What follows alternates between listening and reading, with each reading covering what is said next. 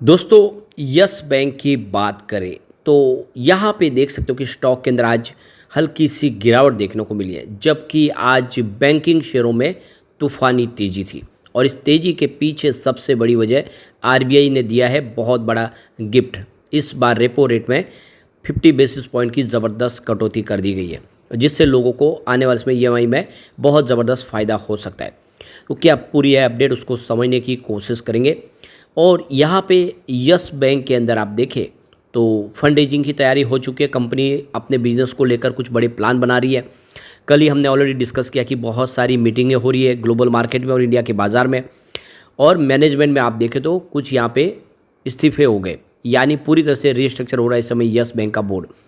दूसरी तरफ देखें तो यहाँ पे कुछ स्टेक कम हुई है। लार्ज डील के माध्यम से डच बैंक ने अपनी होल्डिंग कम किया है। ऐसे में यस बैंक की आगे की क्या संभावना बन रही है। स्टॉक इस समय उस प्राइस से भी नीचे है जहाँ पे डील हुई है एसएमबीसी की बैंकों के साथ में।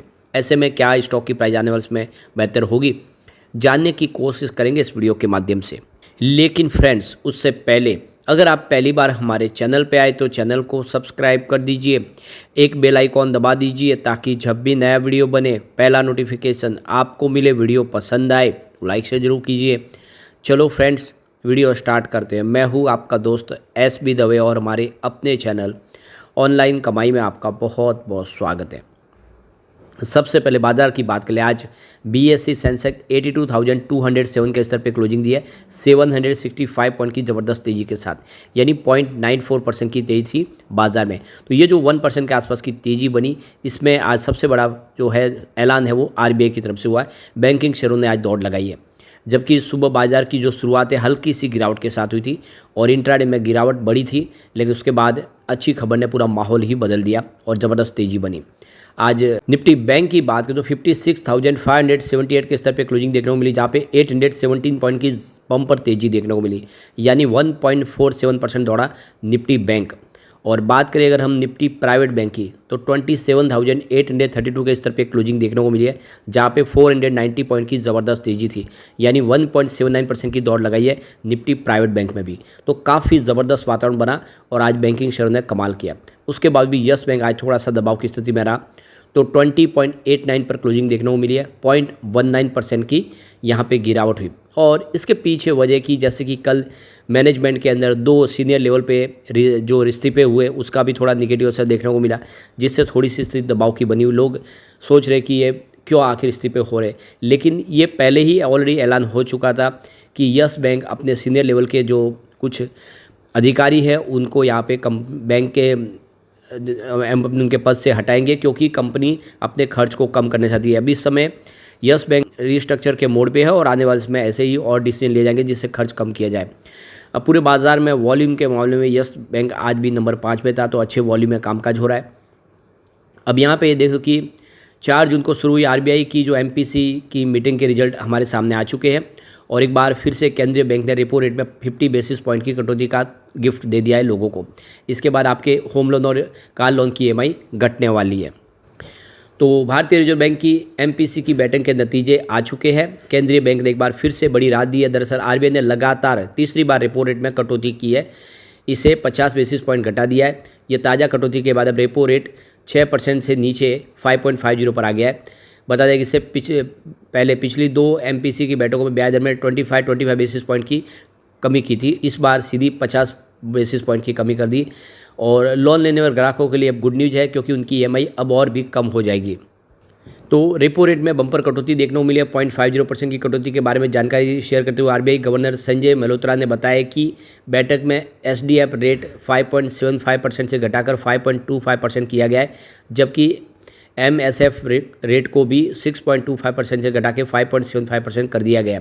उन्होंने ग्लोबल मार्केट में अनिश्चितता के बरकरार रहने की बात कहते हुए कहा है कि फाइनेंस 2026 की महंगाई अनुमान भी जाहिर किया और ये 3.7% रखा गया है। इससे पहले ये 4% जताया गया था। इसके साथ ही आरबीआई गवर्नर ने बताया कि बैठक में कैश रिजर्व रेशियो यानी सीआरआर को भी 4% से 100 बेसिस पॉइंट घटाकर 3% करने का फैसला किया गया है। यहाँ पे जीडीपी के अनुमान में कोई बदलाव नहीं किया गया। आरबीआई ने हाल 2026 की जीडीपी ग्रोथ अनुमान में कोई भी फिलहाल बदलाव नहीं किया है, जिससे ये संकेत मिलता है कि केंद्रीय बैंक को आर्थिक सुधार की दिशा पर भरोसा है। फाइनेंस 2026 की पहली तिमाही में जीडीपी का अनुमान 6.5% है, दूसरी तिमाही में ये 6.7% है और तीसरी तिमाही में 6.6% और रहने का अनुमान है और चौथी तिमाही में ये 6.3 रहने का अनुमान है। रिजर्व बैंक के गवर्नर संजय मल्होत्रा ने रेपो रेट कट का ऐलान करते हुए इस कदम को इकोनॉमिक ग्रोथ को सपोर्ट करने वाला बताया। उन्होंने आगे कहा है कि भारत लगातार निवेश के लिए फेवरेट डेस्टिनेशन बन रहा है। भारत का विदेशी मुद्रा भंडार भी लगातार बढ़ रहा है। ये फिलहाल 691.5 अरब डॉलर पहुंच गया है।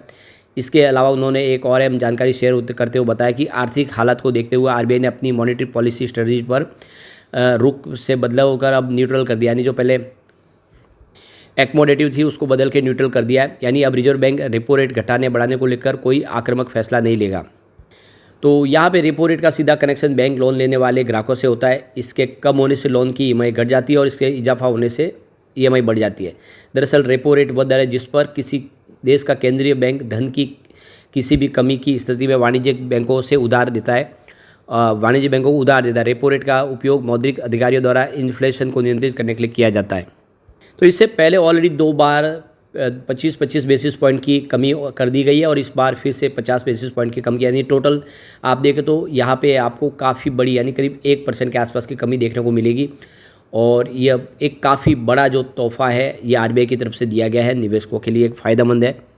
तो यहाँ पे अगर किसी ने 30 साल के लिए 50 लाख का होम लोन लिया हुआ है तो उसको 9% का ब्याज देना पड़ रहा है। उसके हिसाब मंथली जो ईएमआई बन रही है 40,231 रुपये होती है।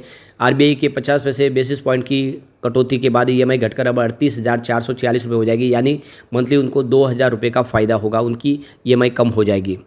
तो ये बहुत अच्छी गुड न्यूज़ है। दूसरी तरफ यस बैंक फंड रेजिंग करने जा रहे हैं, जिसकी यहाँ पे उनके बोर्ड ने मंजूरी दी है। 16,000 करोड़ की फंड रेजिंग होगी, जिसमें आप देख सकते हो कि टोटल अमाउंट 16,000 करोड़ है। इक्विटी कंपोनेंट्स यहाँ पे अप टू 7,500 करोड़ है और debt component up to 8,500 crore है, यानी 2 अलग अलग तरीके से फंड रेजिंग होगी। इक्विटी वैल्यूएशन जो है कैप लगाया गया 10%, उससे ज़्यादा नहीं होगा और टाइमिंग जो रखा है वो फाइनेंशियल 2026 के अंदर होगा ये फंड रेजिंग मेथड देगा through equity and debt issuance की तरफ से, दोनों तरफ से ये की जाएगी फंड रेजिंग। शेयर होल्डर की अप्रूवल अगर आप देखें तो लेनी होगी और दूसरे और भी यहाँ पे रेगुलेटरी अप्रूवल लेने होंगे। इसके अलावा एसएमबीसी के साथ मैंने सुमितोमो मित्सुमी बैंकिंग कॉरपोरेशन और एसबीआई के बीच में डील हुई है, जिसमें आप देख सकते हो कि यहाँ पे आने वाले समय एसबीआई की जो स्टेक है आदि वो आप देख रहे हो कि 20% के आसपास की स्टेक टोटल मिला के एसएमबीसी लेगी और आने वाले समय निकट भविष्य में एसएमबीसी अपनी स्टेक और बढ़ाएगी। दूसरी तरफ तो डच बैंक ने अपनी होल्डिंग को ट्रिम कर दिया यस बैंक में। 2.65% की उन्होंने होल्डिंग बेची है बाज़ार में। तो ये देख सकते हो कि डच बैंक की जो हिस्सेदारी है वो 2.62% कम हुई है। तो करीब यहाँ पे 82,000 करोड़ शेयर उन्होंने बेचा 3 जून 2025 को। डच बैंक की हिस्सेदारी पहले अगर आप देखेंगे तो ये 16.08% के आसपास थी, जिसमें करीब यहाँ पे 504 करोड़ के आसपास इनके शेयर थे, जिसमें से उन्होंने 2.62% की इक्विटी बेच दी है। तो कुल मिला के आने वाले समय यस बैंक में कुछ बड़ा होता वो दिखाई देगा और ऐसे में निवेशक के लिए इस समय ध्यान रखने वाला शेयर ये दिखाई दे रहा है। लेकिन फ्रेंड्स, कोई भी इन्वेस्टमेंट करने से पहले अपने फाइनेंशियल एडवाइजर से एडवाइस ले ले या अपना खुद का रिसर्च करें, क्योंकि मैंने वीडियो आपके एजुकेशनल पर्पज़ के लिए ही बनाया। वीडियो पसंद आए तो लाइक से जरूर कीजिए और चैनल को सब्सक्राइब कर दीजिए। Thank you friends.